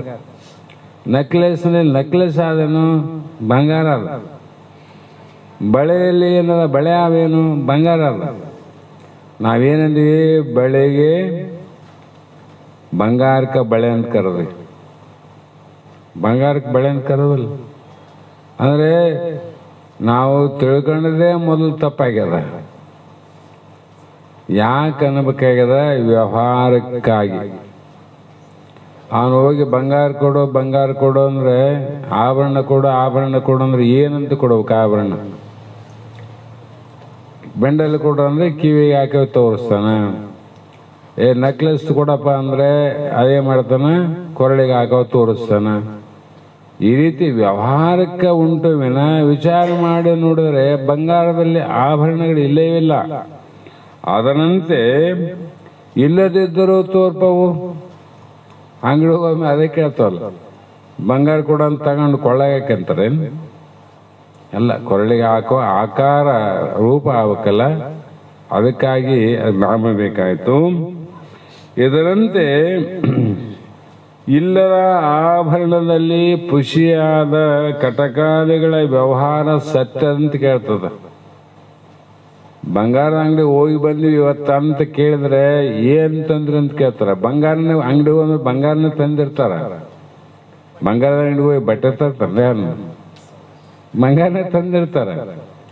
ಅದು ಕೇಳಿದ್ರಿಗೆ ಆಶ್ಚರ್ಯ, ಬಂಗಾರದ ಅಂಗಡಿಗೆ ಹೋಗಿದ್ರಿ ಏನ್ ತಂದ್ರಿ ಅಂದ್ರೆ ಇಂಥ ನಾನು ಬೆಂಡಲ್ ತಂದೆ, ಸರ ತಂದಿ, ನೆಕ್ಲೆಸ್ ತಂದಿ ಅಂತ ಹೇಳಿದಾಗ ಹೌದೇನು ಅಂತ ನೋಡ್ರಿ. ಬಂಗಾರ ತಂದಿ ಒಂದು ಖುಷಿ ಆಗೋದಿಲ್ಲ, ಸಾಮಾನ್ಯ ಹೇಳಿದ್ರೆ ಖುಷಿ ಆಗ್ತದೆ. ಹಾಗೆ ಜಗತ್ತಿನ ಸಂಬಂಧದ ವ್ಯವಹಾರವಿನ ಇದು ಆತ್ಮನಲ್ಲಿ ಇದ್ದಂತೆ ತೋರುವುದು ಪ್ರಾರಬ್ಧ ಭೋಗವು ಯಾರಿಗೆ? ಜೀವನ್ಮುಕ್ತರಿಗೆ. ಆತ್ಮನಲ್ಲಿ ನಾವೇ ನೀವು ಎಲ್ಲರೂ ತೋರ್ತಾವ, ಯಾಕ? ಭೋಗಾನುಸಾರ. ಹಾಗಾಗಿ ಅದು ಮಿಥ್ಯೆಯಾಗಿ ಇರುತ್ತದೆಂಬ ತಿಳಿ. ಸುಳ್ಳ ಅಂತ ಆಯ್ತಲ್ಲ. ಈಗ ಏನು ಸುಳ್ಳ? ಬಂಗಾರದಲ್ಲಿ ಆಭರಣ ಸುಳ್ಳ, ಕೊಡದಲ್ಲಿ ಮಣ್ಣಿನಲ್ಲಿ ಕೊಡ ಸುಳ್ಳ. ಅದರಂತೆ ಆತ್ಮನಲ್ಲಿ ಏನದ? ಇವು ಸುಳ್ಳೆ ಅನ್ನೋ ವ್ಯವಹಾರ ಏನಿಲ್ಲ. ಹೀಗೆ ಇದ್ದ ಆತ್ಮನಲ್ಲಿ ಜಗತ್ತು ಅನ್ನುವಂಥದ್ದು ಇಲ್ಲವೇ ಇಲ್ಲ, ಕೈ ಎತ್ತಿ ಹೇಳ್ತು ಅಂತಾರ ಅವ್ರು. ಹೆಂಗೆ ಹೇಳ್ತಾರೆ? ಈಗ ಯುಕ್ತಿಗಳು ಹೇಳಿದ್ವಲ್ಲ, ಮಣ್ಣಿನಲ್ಲಿ ಕೊಡ ಇಲ್ಲವೇ ಇಲ್ಲ ಅಂತ ಕೈ ಎತ್ತಿ ಹೇಳ್ತಾನ ಕುಂಬಾರ. ಅಕ್ಕಸಾಲಿಗೆ ಹೇಳ್ತಾನ ಬಂಗಾರದಾಗ ಆವರಣ ಇಲ್ಲವೇ ಇಲ್ಲ ಅಂತ ಹೇಳ್ತಾನ. ಅದಂತೆ ಶ್ರುತಿ ಪುರಾಣ ಆತ್ಮಜ್ಞಾನಿಗಳು ಜಗತ್ತು ನಿನ್ನಲ್ಲಿ ಇಲ್ಲವೇ ಇಲ್ಲ ಅಂದ್ಬಿಟ್ರು ನೋಡ್ರಿ, ಇಲ್ಲವೇ ಇಲ್ಲ. ಹಾಗಾಗಿ ಆದರೂ ಕೂಡ ಸತ್ಯದಂತೆ ತೋರಿ ಬರುತ್ತದೆ. ಸತ್ಯದ ಕಾಣ್ತದೆ, ಕಂಡ್ರು ಕೂಡ ಸುಳ್ಳಲ್ಲ. ಕಂಡ್ರೆ ಸತ್ಯ ಆಯ್ತೆ ನಿನಗೆ? ಸುಳ್ಳಲ್ಲ. ಅದಕ್ಕೆ ಕಂಡರೂ ಕೂಡ ನಿನಗೆ ಕಾಣ್ತದಂದ್ರೆ ಇಟ್ಕೋ, ಕಂಡು ಸುಳ್ಳು ಅಂತ ತಿಳ್ಕೊ. ಹೀಗೆ ಈ ಜಗತ್ತು ಮಿಥ್ಯೆ ಅಂದ್ರೆ ಇಲ್ಲವೇ ಇಲ್ಲ ಅಂತ. ಇದಕ್ಕೆ ಕೆಲವು ಜನ ಹೇಳ್ತಾರ, ಮತವಾದಿಗಳು ಸತ್ಯ ಅಂತ ಹೇಳ್ತಾರ. ಮತ್ತೆ ಹೇಗೆ ಸತ್ಯ ಅಂತ ಕೇಳಿದ್ರೆ ತಮ್ಮದೇ ಆದಂಥ ಪ್ರಮಾಣಗಳನ್ನು ಕೊಟ್ಟು ಜಗತ್ತಿಗೆ ಒಪ್ಪಿಸುವ ಪ್ರಯತ್ನ ಮಾಡ್ತಾರೆ. ಅದಕ್ಕಾಗಿ ಶಾಕ್ತಿಯರು, ಕೌಳಯಾಮಳರು, ಅನಂತ ಮತವಾದಿಗಳು ಯಾಕ ಅವುಗಳ ಒಂದು ನಿಶ್ಚಯ ಜ್ಞಾನದ ಸಾಕು, ಅವೆಲ್ಲ ಕಂಠಪಾಠ ಮಾಡ್ಬೇಕಂತೇನಿಲ್ಲ. ಅವರು ಎಲ್ಲಿ ನಿಂತಾರ? ಬಂದು ಚಾರ್ವಾಕರು ಎಲ್ಲಿಗೆ ನಿಂತರು? ಶಾಕ್ತಿಯರು ಎಲ್ಲಿ ನಿಂತಾರ? ಯಾವ್ದಕ್ಕೆ ಆತ್ಮಂದ? ಕೌಳಯಾಮರು ಯಾವ್ದಕ್ಕೆ ಆತ್ಮಂದ್ರು? ಹೀಗೆ ಮತ್ತೆ ಇವು ಪತಂಜಲಿಗಳು ಯಾವುದಕ್ಕೆ ಆತ್ಮ ಅಂದ್ರು? ಈ ರೀತಿ ವಿಚಾರ ಮಾಡಿದಾಗ ವಿವೇಕ ಚಿಂತಾಮಣಿ ಗ್ರಂಥದಲ್ಲಿ 10 ಪ್ರಕರಣದ ಮೊದಲನೇ ಪ್ರಕರಣ, ಆ ಮೊದಲನೇ ಪ್ರಕರಣದಲ್ಲಿ ಆತ್ಮ ಅನಾತ್ಮವನ್ನ ಬೇರ್ಪಡಿಸೋಸ್ಕರವಾಗಿ ನಿಜಗುಣ ಶಿವಯೋಗಿಗಳು 14 ಜನ ಮತವಾದಿಗಳನ್ನು ಖಂಡನೆ ಮಾಡ್ಯಾರ. 14 ಮತವಾದಿಗಳು ಇವ್ರು ಖಂಡನೆ ಏನೇನೋ ಅನ್ಕೊಂಬಿಟ್ರ ಅವ್ರು, ಇದಕ್ಕೆ ಆತ್ಮ ಅಂತ. ಅದಕ್ಕೆ ವೇದ ಇವರೆಲ್ಲರೂ ಭೇದವಕ್ಕು, ವೇದಾಂತಿ ಇವ್ರವನೇ ಅಭೇದವರ್ಕು ಅಂತ ಬರ್ತಾರೆ. ಇವರು ಯಾರಪ್ಪ ಅಭೇದಿಗಳು? ವೇದಾಂತಿ ಓರ್ವನೇ ಅಭೇದವಾಗಿರುವನು, ಅವನೊಬ್ಬನೇ ಸರಿಯಾಗಿ ತಿಳ್ಕೊಂಡವನು ಅಂತ ಹೇಳಿರಲಿಲ್ಲ. ಹಾಗಾಗಿ ಇಲ್ಲಿ ಶ್ರೌತ, ಭೌತಿಕ, ಲೌಕಿಕ, ವ್ಯವಹಾರಿಕ, ಜಾತ ದೃಷ್ಟಿಗಳಿಗೆ ಜಗವಿದು, ಮಾತೇನು ತುಚ್ಛ ಅನಿರ್ವಾಚ್ಯ ಎಲೆ ತತ್ವವಿ ತೋರ್ಪ ಮಾತ್ರವೆಂದೆನಿಸಿಕ್ಕು ಅಂತ ಇಲ್ಲಿ ಹೇಳ್ತಾರೆ.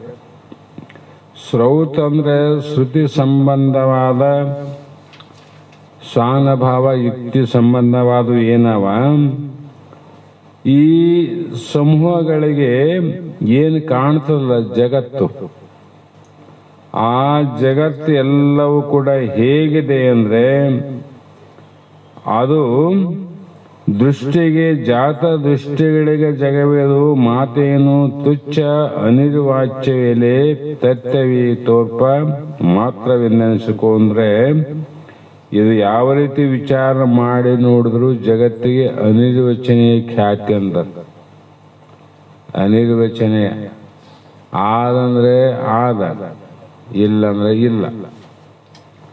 ಯಾಕಂದ್ರೆ ನಿನಗೆ ಆ ದೃಷ್ಟಿ ಬರೋ ಥರ ನಾವು ಆದಂದ್ರೂ ನಿನಗಿಲ್ಲ ಅಂತ ಗೊತ್ತಾಗಲ್ಲ. ಆ ದೃಷ್ಟಿ ಬರೋದಕ್ಕೆ ಮುಂಚೆ ಇಲ್ಲಂದ್ರೂ ಕೂಡ ನಿನಗೆ ಆದಂಪ ಭ್ರಮೆ ಹೋಗೋದಿಲ್ಲ. ಅಜ್ಞಾನ ಕಾಲದಲ್ಲಿ ತೋರ್ತದ, ಜ್ಞಾನ ಕಾಲದಲ್ಲಿ ಇರೋದಿಲ್ಲ. ಅದಕ್ಕೆ ಆದಂದ್ರೆ ಆದ, ಇಲ್ಲಂದ್ರೆ ಇಲ್ಲ. ಅಜ್ಞಾನಿಗಳಿಗೆ ಆದ ನೋಡ್ರಿ ಜಗತ್ತು, ದೇಹ ತೋರ್ತದ, ದೇಹ ಅಭಿಮಾನ, ದೇಹದ ಮೇಲೆ ಮೋಹ, ದೇಹದ ಮೇಲೆ ಪ್ರೇಮ. ಯಾರಿಗೆ ಇವೆಲ್ಲ ಬಂಧನ ಕೊಡ್ತಾವ? ಅಜ್ಞಾನಿಗಳಿಗಲ್ಲ. ಜ್ಞಾನಿಗಳಿಗೆ ಇವು ಬಂಧನ ಇಲ್ಲ. ಯಾಕಂದ್ರೆ ಅವ್ರ ಪಾಲಿಗೆ ಇಲ್ಲ, ಸುಳ್ಳಾಗ್ಯದ ಅವ್ರ ಪಾಲಿಗೆ. ಹಾಗಾಗಿ ಯಾವ ರೀತಿ ಇಲ್ಲ ಅಂದ್ರೆ ಅದಕ್ಕೆ ಹೇಳ್ತೀನಿ ಕೇಳಂದ್ರು. ಗಗನ ಕುಸುಮದಂತೆ ಸುಕ್ತಿ ರಜತದಂತೆ ಮಿಗೆ ಆತ್ಮನು ಅಂತಿ ಇಂದ್ರಜಾಲದ ನೆಗಳಿಕೆಯಂತೆಂದು ಪರಿಬಿಡದು ನಾಲ್ಕು ಬಗೆಯ ದೃಷ್ಟಾಂತಗಳು ಅವಕ್ಕೆ ಇಲ್ಲಿ. ಇದು ಅನಿರ್ವಚನೀಯಕ್ಕೆ ಏನ್ ದೃಷ್ಟಾಂತ ಕೊಡಬೇಕು ಅಂದ್ರೆ ಒಂದು 4 ಮಾತು ಹೇಳ್ತಾರೆ ಅವರು. ಹೇಗೆಂದ್ರೆ ಮಲ್ಲದು ಗಗನ ಕುಸುಮದಂತೆ ಅಂದ್ರೆ ಆಕಾಶದಲ್ಲಿರುವಂತ ಹೂವು. ಆಕಾಶದ ಹೂವು ಆದನ್ರಿ, ತೋಟದಾಗಿರ್ತದ, ಬಾವಿಗಿರ್ತದ, ಹೊಲ್ದಾಗಿರ್ತವ. ಆಕಾಶದ ಹೂವು ಅಂದ್ರೆ ಸುಮ್ಮನೆ ಪ್ರತೀತಿ ಆಗ್ತದ, ಗೋಚರ ಆಗ್ತದ. ಆದ್ರೂ ಆದೇನು ತೋರ್ತದ, ಇಲ್ಲದ ಹೆಂಗ್ ತೋರ್ತದ? ತೋರಕತ್ತದಲ್ಲ ಈಗ. ಆದ್ರೆ ಆದೇನು? ಅದನ್ನ ಯಾರನ್ನ ಅರ್ಕೊಂಬಂದು ದೇವ್ರ ಪೂಜೆ ಇಟ್ಟಾರೇನು? ಇಲ್ಲ. ಹೇಗೆ ಸುಳ್ಳು ಅದರಂತೆ ಸುಕ್ತಿ ರಜತಂತೆ ಅಂದ್ರೆ ಯಾವ ಬೆಳ್ಳಿ ಅನ್ನುವಂಥದ್ದು, ಕಪ್ಪೆ ಚಿಪ್ಪಿನಲ್ಲಿ ಬೆಳ್ಳಿ ಹೇಗೆ ತೋರಿದ್ರು ಕೂಡ ಇಲ್ಲವೋ ಅದೇ ರೀತಿಯಾಗಿ ಹಾವುಗಾರ ಆಟದ ನೆಗಳಿಕೆಯಂತೆ ಅಂತ ಮೊದಲೇ ಹೇಳಿದಂಗ ಇವೆಲ್ಲ ಹಾವೇನು ಅಂದ್ರೆ ಇಲ್ಲ. ಅದೇ ರೀತಿಯಾಗಿ ವಿಚಾರ ಮಾಡೋವರೆಗೂ ತೋರ್ತದ, ವಿಚಾರ ಮಾಡೋದು ಇರ್ತದ. ಅದನ್ನು ನೀನು ವಿಚಾರ ಮಾಡಲಾರ ತೋರಿದ್ರು ಕೂಡ, ವಿಚಾರ ಮಾಡದೇ ಇದ್ರೂ ಕೂಡ ಒಮ್ಮೊಮ್ಮೆ ನೀನು ಸುಳ್ಳಾಗ್ತದ. ಈಗ ಆಕಾಶ ಗಗನ ಕುಸುಮ ಅಂತ ಬರೋದಲ್ಲ, ಅಲ್ಲಿ ಹೂವು ಕಣ್ಣಂಗೆ ಕಾಣ್ತದ. ಆಯ್ತು ಮಕ್ಕಂಡಿ ಮುಂಜಾನೆ ಹೂವು ನೋಡು, ಇಲ್ಲ ಈ ವಿಚಾರ ಮಾಡಿದ್ದೆ ನೀನು? ಏನು ವಿಚಾರ ಮಾಡಲಿಲ್ಲ, ತಾನೇ ಹೋಯ್ತು ನೋಡಲ್ಲಿ. ಹಂಗ ಕೆಲವು ವಿಚಾರ ಮಾಡಲಾರ್ದ ಹೋಗ್ತಾವ, ಕೆಲವು ವಿಚಾರ ಮಾಡಾದ್ಮೇಲೆ ಹೋಗ್ತಾವ. ವಿಚಾರ ಮಾಡಿದ ಮೇಲೆ ಹೋಗೋದು ಯಾವುದು ಅಂದ್ರೆ ಈ ಪ್ರಾರಬ್ಧ ಕರ್ಮ ಅಂತಕ್ಕಂಥದ್ದು ಬಹು ವಿಚಾರ ಮಾಡಿದಾಗ ಹೋಗ್ತದೆ ನೋಡ್ರಿ. ಉಳಿದವೆಲ್ಲ ಜಲ್ದಿ ಹೋಗ್ಬೋದು, ಇದು ಹೋಗೋದು ಕಷ್ಟ. ಹಾಗಾಗಿ ಅದರಿಂದ ಪರಿಪೂರ್ಣ ಸ್ವರೂಪನಾದ ಯೋಗೇಶ್ವರನ ಮಿಥ್ಯ ವ್ಯವಹಾರ ಬಂಜಿಯ ಜೊತೆ ಭೋಗಿಸದಂತೆ, ಹಾಗೆ ಫಲನೇ ಕೊಡಂಗಿಲ್ಲ. ಭೋಗ ನಡೆದದ, ಆ ಭೋಗದ ವ್ಯವಹಾರ ಫಲ ಏನನ್ನು ಆಗಿದೇನೋ ಏನಿಲ್ಲ. ಅದರಂತೆ ಸತ್ಯವಾಗಿ ವಿಚಾರ ಮಾಡಿ ನೋಡಿದರೆ, ನೀನು ಹೆಂಗ ನೋಡು, ಸತ್ಯವಾಗಿ ವಿಚಾರವನ್ನು ಮಾಡಿ ನೋಡಿದರೆ ಆ ಎಲ್ಲ ವ್ಯವಹಾರ, ಅವನ ವ್ಯವಹಾರ ಏನವ, ಎಲ್ಲ ವ್ಯವಹಾರ ಅವೆಲ್ಲವೂ ಸುಳ್ಳೆಂದು ಇಲ್ಲಿ ಸಿದ್ಧವಾಯಿತು. ಸುಳ್ಳಾಯ್ತಿಲ್ಲ, ಅದಿದ ಗುರು ಸತ್ಕ್ರಿಯೆ. ಈ ರೀತಿ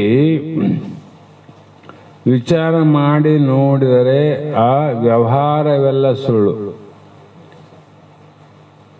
ವಿಚಾರ ಮಾಡಲಂದ್ರೆ ವ್ಯವಹಾರ ಸತ್ಯ. ಯಾವಾಗ ವ್ಯವಹಾರ ಸತ್ಯ ಆಯಿತು ಅಂದಾಗ ಆ ಸತ್ಯದಲ್ಲಿ ಸುಳ್ಳಾದದ್ದು ಯಾವ ಸತ್ಯ ಆಯ್ತಿಲ್ಲ ಅದೇ ನಮ್ಮ ಸುಖ ದುಃಖ ಕೊಡ್ತದೆ. ಸತ್ಯವಾದ ಸತ್ಯ ಆದ ಸುಖ ಇಲ್ಲ ದುಃಖ ಇಲ್ಲ. ಹಗ್ಗ ಸತ್ಯ ಜ್ಞಾನ ಆದಾಗ ಏನು ಸುಖ ಇಲ್ಲ ದುಃಖ ಇಲ್ಲ. ಸುಳ್ಳಾದದ್ದೇನು ಸತ್ಯ ಖಂಡಿತಲ್ಲ, ಸುಳ್ಳಾದದ್ದು ಹಾವಾದಲ್ಲ.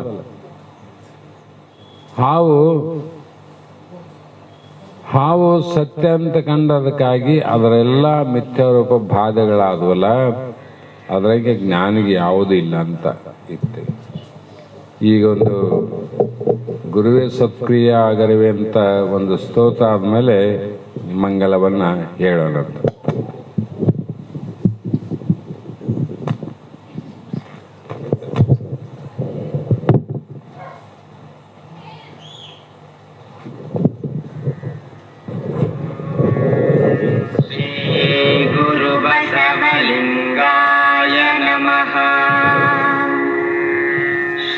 ಗುರುವೇ ಸತ್ಕ್ರಿಯೆಯ ಆಗರವೇ ಸುಜ್ಞಾನ ಸಾಗರವೇ ಎನ್ನ ಮತಿಗೆ ಮಂಗಳವಿತ್ತು ರಾಗದಿಂಬೇಗ ಕೃಪೆಯಾಗು.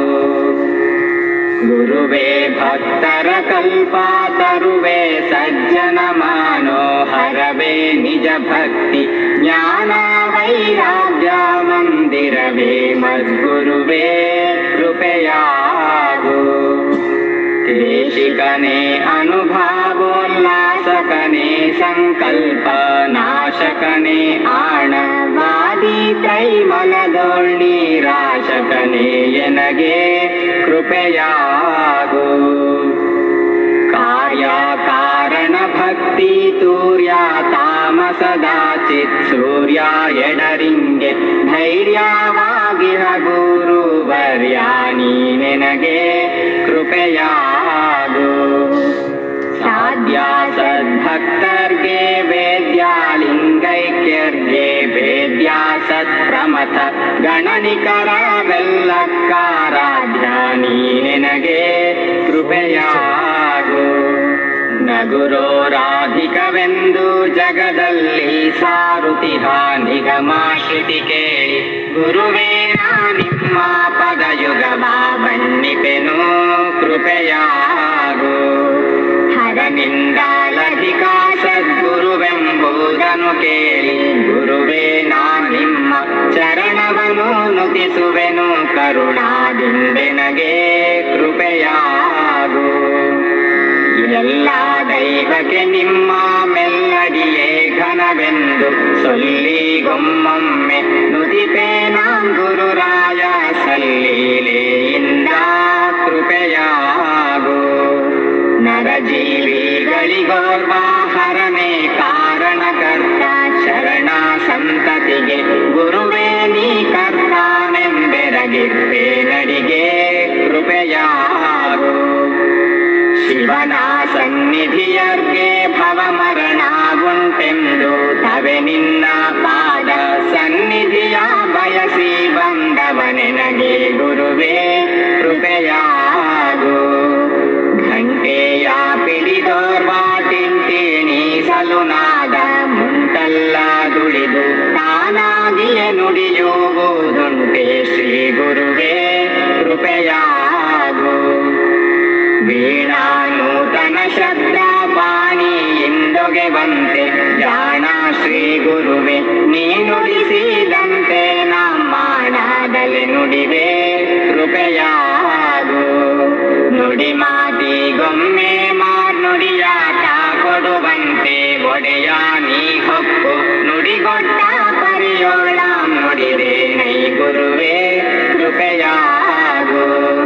ಯಂತ್ರವಾಹಕನ ಹಸ್ತಾಂತ್ರ ಬೊಂಬೆಯು ಪರತಂತ್ರದಿಂದಾಡುವಂತೆನ್ನಾಡಿಸುವ ಸ್ವತಂತ್ರ ಶ್ರೀ ಗುರುವೇ ಕೃಪೆಯಾಗು.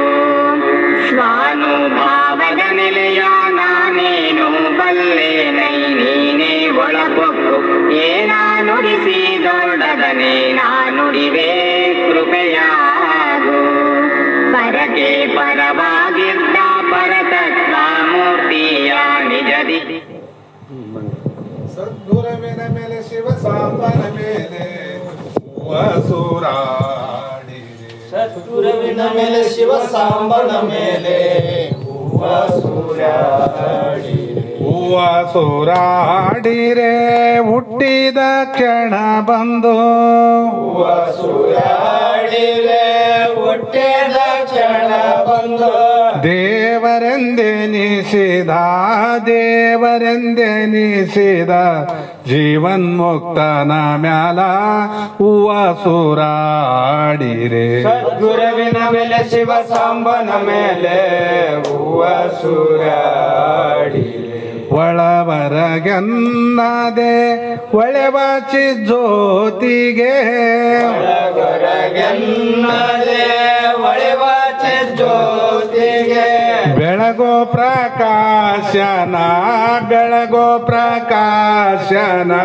ತಿಳಿದ ಮೈಮಾನ ಮ್ಯಾಲ ಹೂವ ಸೂರಾಡಿರೆ ಸದ್ಗುರುವಿನ ಮೇಲೆ ಶಿವ ಸಾಂಬನ ಮೇಲೆ ಹೂವ ಸೂರಾಡಿರೆ ಷಟಸ್ಥಲ ಬ್ರಹ್ಮಗೆ ಷಡ್ವರ್ಣ ಅತೀತಗೆ ಬ್ರಹ್ಮಗೆ ಷಡ್ವರ್ಣಾತೀತಗೆ ನುಡಿಯೋ ಪಂಚಾಕ್ಷರಿ ದೃಢ ಭಕ್ತಿ ಗುರುವಿನ ಮ್ಯಾಲ ಹೂವ ಸೂರಾಡಿರೆ ಸದ್ಗುರುವಿನ ಮೇಲೆ ಶಿವ ಸಾಂಬನ ಮೇಲೆ ಹೂವ ಸೂರಾಡಿರೆ ಉನ್ಮನೆ ಪ್ರಭೆಯೋಳು ತನ್ಮಯನಾದವಗೆ ಮನೆ ಪ್ರಭೆಯೊಳ ತನ್ಮಯನಾದವಗೆ ಚೆನ್ನಾಗಿ ಬೆಳಗಿರೆ ಚಿನ್ಮಯ ಶಿವನಂದರ ಮ್ಯಾಲ ಹೂವ ಸೂರಾಡಿರೆ ಸದ್ಗುರುವಿನ ಮೇಲೆ ಶಿವ ಸಾಂಬನ ಮೇಲೆ ಹೂವ ಸೂರಾಡಿರೆ